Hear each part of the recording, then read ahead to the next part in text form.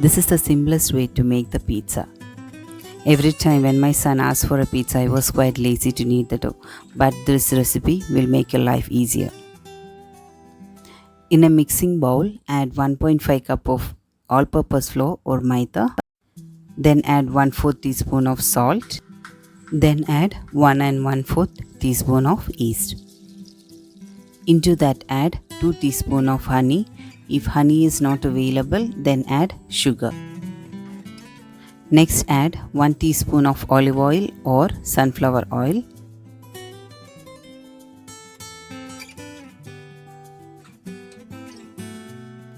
Now take 1.5 cup lukewarm water and add to the above mixture.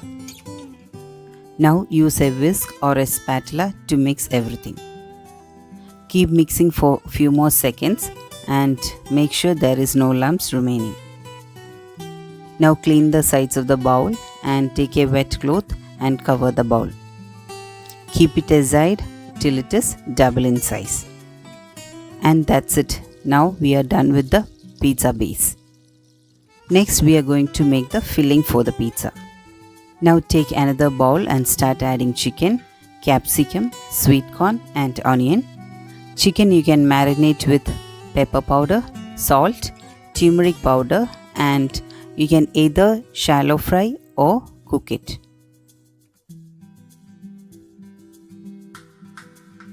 Now add 1.5 teaspoon of pizza spice powder, half teaspoon of salt and 1/4 teaspoon of Kashmiri chili powder. To this add 2 tablespoons of tomato sauce.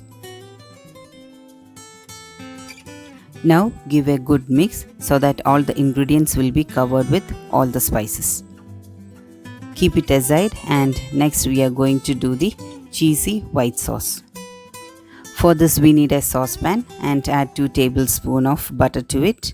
Once the butter started melting, add 3 tablespoons of either maida or wheat flour.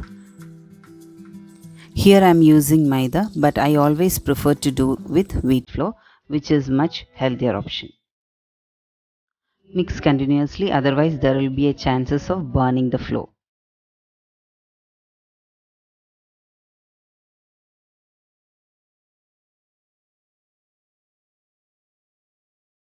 Once the flour started bubbling, add 1 teaspoon of pepper powder and half teaspoon of salt. Then add 1 teaspoon of pizza spice powder. Cook for few more seconds, and once it started bubbling, add the milk. First add 1/4 cup of milk and mix it with a bubble whisk. If you are using a spoon or a spatula, it will be very difficult to smoothen the lumps, so try to use the bubble whisk. Now add the balance half cup of milk to it and mix again. Remember to keep the flame in low flame and mix it till we get a saucy consistency. Now you can add 1 sheet of cheese or a small block of cheese. Whisk the white sauce till it is melted. Always remember to stir the sauce in between till it is cold, otherwise there will be lumps formed. Use a non-stick pan to make the pizza. Take the pizza batter. See, it is bubbled. Stir the batter for few seconds, and after that butter the pan either with butter or oil. Add 2 to 3 spoons of pizza batter. This depends upon your pan size, and I prefer the pizza to be thinner, and if you like a thicker crust, then add few more spoons. Spread it in even thickness and now cover with a lid and cook for 5 minutes till it is done. And remember to keep it in low flame. See, it's ready.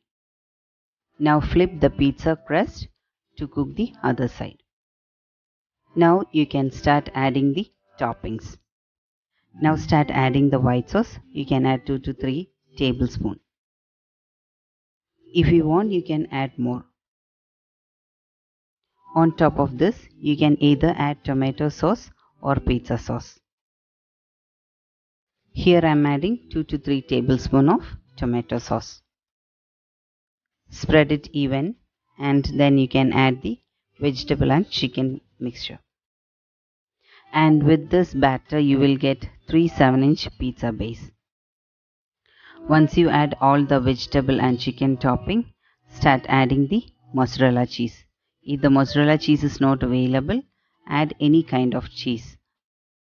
And it is better to add shredded cheese so that you will get an even melting. Again, cover with a lid and cook for 8 to 10 minutes.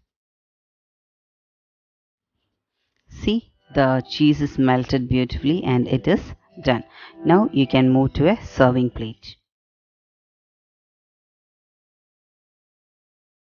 Once you started using this method, you won't go back to the traditional kneading dough.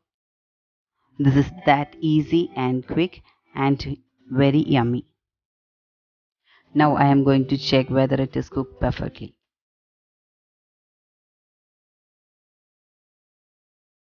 Wow, see the cheese. It's melted and cooked beautifully.